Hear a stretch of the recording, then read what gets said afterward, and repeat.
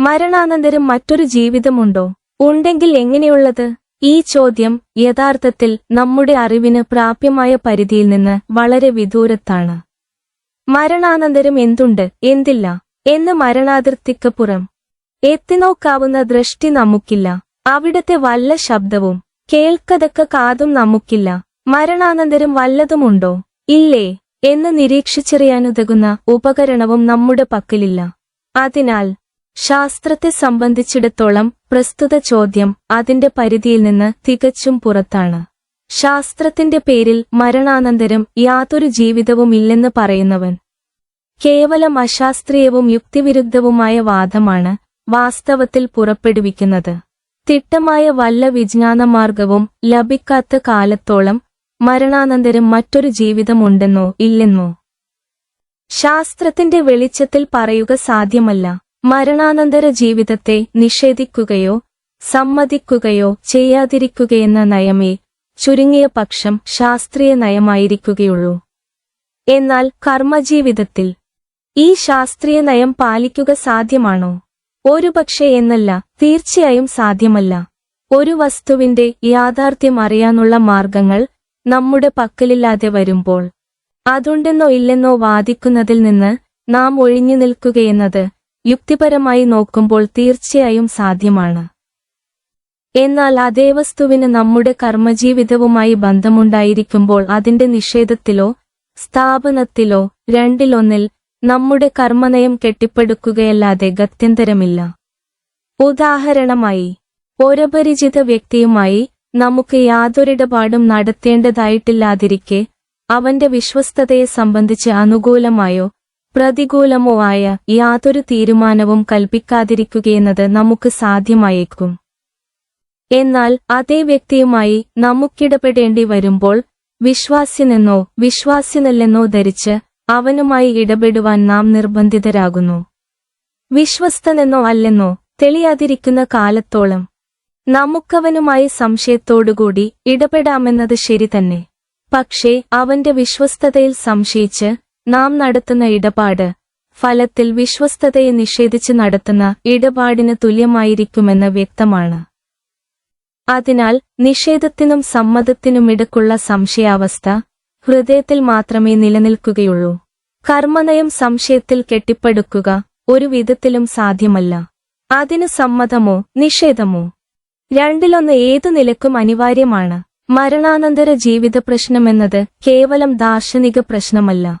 നമ്മുടെ കർമ്മജീവിതവുമായി അതിന് അഭേദ്യബന്ധമുണ്ട്. ഈ സംഗതി അല്പം ചിന്തിക്കുന്ന പക്ഷം മനസ്സിലാക്കാവുന്നതാണ്. നമ്മുടെ ധാർമ്മിക സദാചാര നയം മുഴുവനും വാസ്തവത്തിൽ ഇതേ പ്രശ്നത്തെ ആശ്രയിച്ചിരിക്കുന്നു. ഐഹിക ജീവിതം മാത്രമാണ് ജീവിതമെന്നും ഇതിനപ്പുറം മറ്റൊരു ജീവിതമില്ലെന്നുമാണ് ഞാൻ വിശ്വസിക്കുന്നതെങ്കിൽ എന്റെ ധാർമ്മിക നയം ഒരു വിധത്തിലായിരിക്കും. മറിച്ച് ഐഹിക ജീവിതത്തിനു ശേഷം മറ്റൊരു ജീവിതമുണ്ടെന്നും ഐഹിക ജീവിതത്തിലെ സകല പ്രവർത്തനങ്ങളെക്കുറിച്ചും എനിക്കവിടെ കണക്ക് ബോധിപ്പിക്കേണ്ടതുണ്ടെന്നും അവിടത്തെ നല്ലതോ തീയതോ ആയ പരിണാമം ഇവിടത്തെ കർമ്മങ്ങളെ ആശ്രയിച്ച് നിലകൊള്ളുന്നുവെന്നുമാണ് ഞാൻ വിശ്വസിക്കുന്നതെങ്കിൽ ധാർമ്മിക നയം ആദ്യത്തേതിൽ നിന്ന് തികച്ചും വ്യത്യസ്തമായ മറ്റൊരു വിധത്തിലായിരിക്കും. ഒരു ഉദാഹരണത്തിലൂടെ ഇത് മനസ്സിലാക്കാം. തനിക്ക് ബോംബെ വരെ മാത്രമേ പോകേണ്ടതുള്ളൂവെന്നും അവിടെ എത്തിയാൽ തന്റെ യാത്ര എന്നേക്കുമായി അവസാനിക്കുമെന്നും മാത്രമല്ല വല്ലവിധത്തിലും തന്നെ ചോദ്യം ചെയ്യാവുന്ന പോലീസ്, കോടതി തുടങ്ങിയ എല്ലാ ശക്തികളുടെയും പിടിയിൽ നിന്ന് താൻ മുക്തി നേടുമെന്നും വിചാരിച്ച് ഒരാൾ യാത്ര ചെയ്യുന്നു. മറ്റൊരു വ്യക്തിയാവട്ടെ ബോംബെ വരെയുള്ള യാത്ര വാസ്തവത്തിൽ തന്റെ യാത്രയുടെ ആദ്യഘട്ടം മാത്രമാണെന്നും തനിക്കവിടെ നിന്നും സമുദ്രം താണ്ടി മറ്റൊരു നാട്ടിൽ പോകേണ്ടതുണ്ടെന്നും തന്റെ രാജ്യം ഭരിക്കുന്ന രാജാവ് തന്നെയാണവിടെയും രാജാവെന്നും താൻ സ്വന്തം രാജ്യത്ത് ചെയ്ത മുഴുവൻ പ്രവർത്തനങ്ങളുടെയും രഹസ്യ റിക്കാർഡുകൾ രാജാവിന്റെ പക്കലുണ്ടെന്നും അവിടെ വെച്ച് രാജാവ് റിക്കാർഡുകൾ പരിശോധിച്ച് പ്രവർത്തനങ്ങൾക്ക് അനുയോജ്യമായ രക്ഷാശിക്ഷകൾ നൽകുമെന്നും ധരിച്ചുകൊണ്ടാണ് യാത്ര ചെയ്യുന്നത്. ഈ രണ്ടു വ്യക്തികളുടെയും കർമ്മരീതികൾ എന്തുമാത്രം ഭിന്നമായിരിക്കുമെന്ന് നിങ്ങൾക്ക് സ്വയം അനുമാനിക്കാവുന്നതാണ്. ഒന്നാമത്തെ വ്യക്തി ബോംബെ വരേക്കുള്ള യാത്രാ സജ്ജീകരണങ്ങളെ ചെയ്യുള്ളൂ. രണ്ടാമനാകട്ടെ അവിടുന്നങ്ങോട്ടുള്ള നീണ്ട ഘട്ടങ്ങൾക്കുവേണ്ടിയും ഒരുക്കങ്ങൾ ചെയ്യുന്നതാണ്. ലാഭങ്ങൾ വല്ലതുമുണ്ടെങ്കിൽ ബോംബെ എത്തുന്നതുവരെ മാത്രമാണെന്നും അവിടുന്നങ്ങോട്ട് ഒന്നുമില്ലെന്നും ഒന്നാമൻ മനസ്സിലാക്കും. രണ്ടാമനാകട്ടെ സാക്ഷാൽ ലാഭനഷ്ടങ്ങൾ യാത്രയുടെ ആദ്യഘട്ടത്തിലല്ല അന്ത്യഘട്ടത്തിലാണെന്നാണ് മനസ്സിലാക്കുക. ബോംബെ വരെയുള്ള യാത്രയിൽ പ്രത്യക്ഷപ്പെടാവുന്ന കർമ്മഫലങ്ങൾ മാത്രമേ ഒന്നാമൻ വീക്ഷിക്കുകയുള്ളൂ. രണ്ടാമന്റെ ദൃഷ്ടിയാകട്ടെ സമുദ്രത്തിനപ്പുറം മറുനാട്ടിൽ പ്രവേശിച്ച ശേഷം വെളിപ്പെടുന്ന അന്ത്യഫലങ്ങളിലാണ് പതിഞ്ഞിരിക്കുക. ഈ രണ്ടു വ്യക്തികളുടെയും കർമ്മനയങ്ങളിലുണ്ടായ അന്തരം യാത്രയുടെ സ്വഭാവത്തെ സംബന്ധിച്ച് അവർ രൂപീകരിച്ച അഭിപ്രായങ്ങളുടെ നേരിട്ടുള്ള ഫലമാണെന്നത് വ്യക്തമാണ്. നമ്മുടെ ധാർമ്മിക ജീവിതത്തിന്റെ സ്ഥിതിയും ഇതുതന്നെയാണ്. മരണാനന്തര ജീവിതത്തെക്കുറിച്ചുള്ള നമ്മുടെ ആദർശം നമ്മുടെ സദാചാര ജീവിതത്തിൽ നിർണായക സ്വാധീനം ചെലുത്തുന്നുണ്ട്. മരണാനന്തര ജീവിതത്തിന്റെ നിഷേധമോ സമ്മതമോ ആണ് കർമ്മരംഗത്ത് നമ്മുടെ ഓരോ കാൽവെപ്പിന്റെയും ഭാഗതയും നിർണയിക്കുന്നത്. ഇഹലോക ജീവിതത്തെ ആദ്യവും അന്ത്യവുമായി കണക്കാക്കി നാം പ്രവർത്തന രംഗങ്ങളിലിറങ്ങുമ്പോൾ നമ്മുടെ കാലടികൾ ഒരു ഭാഗത്തേക്ക് ചലിച്ചു തുടങ്ങും. മരണാനന്തര ജീവിതത്തെയും അവിടത്തെ അന്ത്യഫലത്തെയും വീക്ഷിച്ചു പ്രവർത്തനമാരംഭിക്കുമ്പോൾ തികച്ചും വ്യത്യസ്തമായ മറ്റൊരു ഭാഗത്തേക്കായിരിക്കും നമ്മുടെ കാലടികൾ നീങ്ങിത്തുടങ്ങുക. മരണാനന്തര ജീവിത പ്രശ്നം കേവലം ചിന്താപരമോ തത്വശാസ്ത്രപരമോ ആയ ഒന്നല്ല, കർമ്മജീവിതത്തിന്റെ പ്രശ്നമാണ് എന്ന് ഇതിൽ നിന്ന് വ്യക്തമായി. വാസ്തവം ഇതാണെങ്കിൽ ഈ വിഷയത്തിൽ സംശയസ്ഥാനത്ത് നിലകൊള്ളുക നമ്മെ സംബന്ധിച്ചിടത്തോളം ഒരു വിധത്തിലും സാധ്യമല്ല. ജീവിതത്തിൽ സംശയത്തോടുകൂടി നാം കൈക്കൊള്ളുന്ന നയം നിഷേധത്തോടൊപ്പം കൈക്കൊള്ളുന്ന നയത്തിനു തുല്യമായിരിക്കും. അതിനാൽ മരണാനന്തരം വല്ല ജീവിതവുമുണ്ടോ ഇല്ലേ എന്ന് നിർണയിക്കുവാൻ ഏതു നിലക്കും നാം നിർബന്ധിതരാണ്. ഇക്കാര്യത്തിൽ ശാസ്ത്രം നമ്മെ സഹായിക്കുന്നില്ലെങ്കിൽ നമുക്ക് ബുദ്ധിപരമായ തെളിവുകളുടെ സഹായം തേടേണ്ടിയിരിക്കുന്നു. എന്നാൽ ബുദ്ധിപരമായ തെളിവുശേഖരണത്തിന് നമ്മുടെ പക്കലുള്ള കോപ്പുകൾ എന്തൊക്കെയാണ്? നമ്മുടെ മുമ്പിലിരിക്കുന്നതിലൊന്ന് മനുഷ്യൻ തന്നെ, മറ്റൊന്ന് ഈ പ്രാപഞ്ചിക വ്യവസ്ഥയും. മനുഷ്യനെ പ്രാപഞ്ചിക വ്യവസ്ഥയ്ക്കുള്ളിൽ വെച്ച് നമുക്കൊന്ന് പരിശോധിക്കാം. അവനിൽ സ്ഥിതി ചെയ്യുന്ന സർവ്വതിന്റെയും മുഴുവൻ ആവശ്യങ്ങളും താൽപര്യങ്ങളും ഈ വ്യവസ്ഥയിൽ പൂർത്തിയാകുന്നുണ്ടോ? അഥവാ മറ്റൊരു തരം വ്യവസ്ഥ ആവശ്യമായി വരതക്കവിധം വല്ലതും പൂർത്തിയാവാതെ അവനിൽ ബാക്കി നിൽപ്പുണ്ടോ? നോക്കുക, നിരവധി ഖനിജങ്ങൾ, ലവണങ്ങൾ, വെള്ളം, വാതകം എന്നിവയുടെ സമാഹാരമായ ഒരു ശരീരം മനുഷ്യനുണ്ട്. മണ്ണ്, കല്ല്, ലോഹങ്ങൾ, ഉപ്പ്, വായു, വെള്ളം തുടങ്ങിയ വസ്തുക്കൾ പ്രപഞ്ചത്തിലും സ്ഥിതി ചെയ്യുന്നു. ഈ വസ്തുക്കളുടെ പ്രവർത്തനത്തിനാവശ്യമായ നിയമങ്ങളത്രയും പ്രപഞ്ചത്തിൽ നിലവിലുണ്ട്. ബാഹ്യലോകത്ത് പർവ്വതം, സമുദ്രം, വായു എന്നിവയ്ക്ക് അവയുടേതായ പ്രവർത്തന പൂർത്തീകരണത്തിന് പ്രസ്തുത നിയമങ്ങൾ അവസരം നൽകുന്നതുപോലെ മനുഷ്യ ശരീരത്തിലെ ഖനിജം, വായു, ജലം എന്നീ അംശങ്ങൾക്കും അവയുടേതായ പ്രവർത്തനങ്ങൾക്ക് പൂർണ്ണാവസരമുണ്ട്. മനുഷ്യനാകട്ടെ ചുറ്റുപാടുമുള്ള വസ്തുക്കളിൽ നിന്ന് ആഹാരമെടുത്തു വളരുന്ന ജീവിയാണ്. ഇതേ ഇനത്തിൽപ്പെട്ട മരങ്ങളും ചെടികളും മറ്റും പ്രപഞ്ചത്തിലുണ്ട്. വളരുന്ന ശരീരങ്ങൾക്കാവശ്യമായ നിയമങ്ങൾ അവിടെയും കാണപ്പെടുന്നു. കൂടാതെ മനുഷ്യൻ സഞ്ചാരിയായ സചേതന വസ്തുവാണ്. സ്വപരിശ്രമം കൊണ്ട് അവൻ ആഹാരം ശേഖരിക്കുന്നു, തന്റെ ശരീരത്തെ താൻ തന്നെ കാത്തുരക്ഷിക്കുന്നു, വംശനിലനിൽപ്പിനായി താൻ തന്നെ ഏർപ്പാട് ചെയ്യുന്നു. ഈ ഇനത്തിൽപ്പെട്ട ജീവികളും പ്രപഞ്ചത്തിൽ നിരവധിയുണ്ട്. കരയിലും വെള്ളത്തിലും വായുവിലും അസംഖ്യം ജീവജാലങ്ങളുണ്ട്. വളരുന്ന സചേതന വസ്തുക്കളുടെ പ്രവർത്തനങ്ങൾക്കാവശ്യമായ നിയമങ്ങൾ അവിടെയും പൂർണ്ണമായി പ്രവർത്തിക്കുന്നു. മനുഷ്യന് സർവോപരി മറ്റൊരു അസ്തിത്വം കൂടിയുണ്ട്. അതിന് നാം ധാർമ്മിക അസ്തിത്വമെന്ന് പറയുന്നു. മനുഷ്യനിൽ നന്മതിന്മകളുടെ ബോധമുണ്ട്. നന്മതിന്മകൾ വിവേചിച്ചറിയാനുള്ള ശക്തിയുണ്ട്. നല്ലതും ചീത്തയും ചെയ്യുവാനുള്ള ശക്തിയുണ്ട്.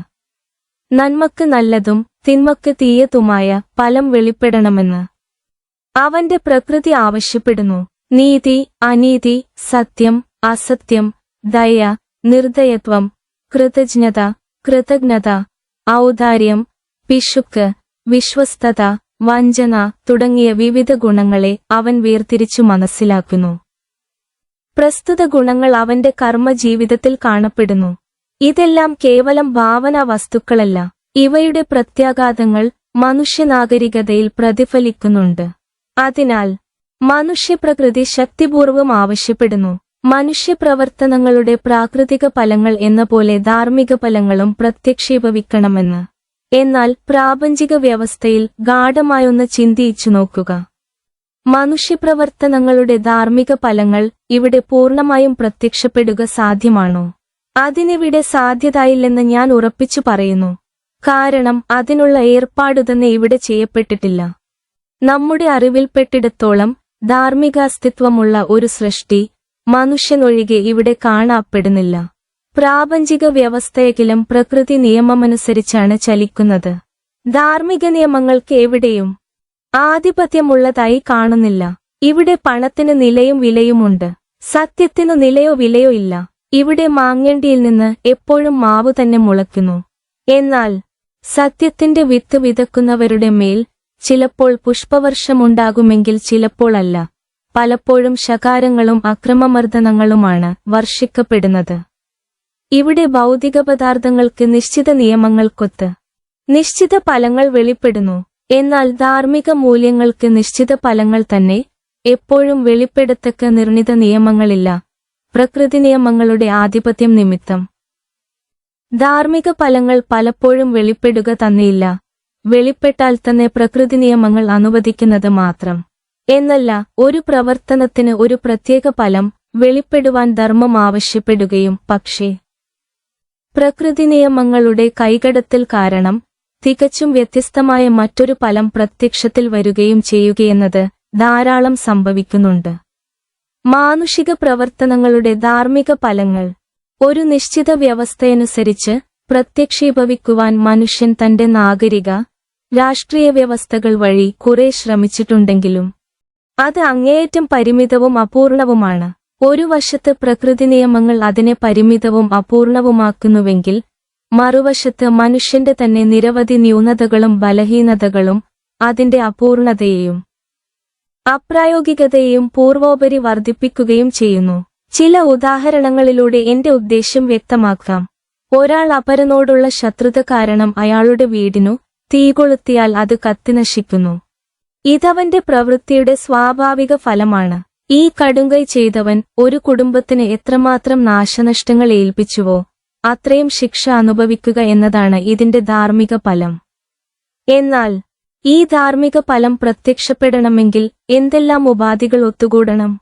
തീ കൊളുത്തിയവനാരെന്നു കണ്ടുപിടിക്കണം, പോലീസിന് അവനെ പിടികിട്ടണം, കുറ്റം തെളിയണം, വീട് അഗ്നിക്കിരയായതിനാൽ ആ കുടുംബത്തിനും ഭാവി തലമുറക്കും എന്തെന്ത് നാശനഷ്ടങ്ങൾ സംഭവിച്ചുവെന്ന് കൃത്യമായും തിട്ടമായും കണക്കാക്കുവാൻ കോടതിക്ക് കഴിയണം. എന്നിട്ട് നീതിപൂർവം കുറ്റവാളിക്ക് തക്ക ശിക്ഷ നൽകുകയും വേണം. ഈ ഉപാധികളൊന്നെങ്കിലും പൂർത്തിയാവാത്ത പക്ഷം ഒന്നുകിൽ ധാർമ്മികഫലം തീരെ പ്രത്യക്ഷപ്പെടുകയില്ല, അല്ലെങ്കിൽ ചെറിയൊരംശം മാത്രമേ പ്രത്യക്ഷപ്പെടുകയുള്ളൂ. പ്രതിയോഗിയെയും കുടുംബത്തെയും മുടിച്ചുകളഞ്ഞ് അവനിവിടെ സുഖാനന്ദത്തോടെ ജീവിക്കുകയെന്നതും സംഭാവ്യമാണ്. ഇതിലും വിപുലമായ മറ്റൊരു ഉദാഹരണം എടുക്കാം. ഏതാനും വ്യക്തികൾ സമുദായത്തിൽ സ്വാധീനം നേടുന്നു. സമുദായം അവരുടെ ചൊൽപ്പടിക്കു ചലിച്ചു തുടങ്ങുന്നു. ഈ സന്ദർഭം ഉപയോഗപ്പെടുത്തി അവർ സമുദായത്തിൽ വർഗീയപക്ഷപാതവും സാമ്രാജ്യത്വ വികാരവും സൃഷ്ടിച്ചുവിടുന്നു. അയൽരാഷ്ട്രങ്ങളോട് സമരം നടത്തുന്നു. ലക്ഷോപലക്ഷം വ്യക്തികളെ കൊന്നൊടുക്കുന്നു. അനേകം രാജ്യങ്ങളെ തകർത്തുതരി പണമാക്കുന്നു. കോടിക്കണക്കായ മനുഷ്യരെ ഹീനരും പതിതരുമായി ജീവിക്കുവാൻ നിർബന്ധിതരാക്കുന്നു. ഈ കഠിനകൃത്യങ്ങൾ മനുഷ്യ ചരിത്രത്തിൽ ഭയങ്കര പ്രത്യാഘാതങ്ങളുളവാക്കുന്നു.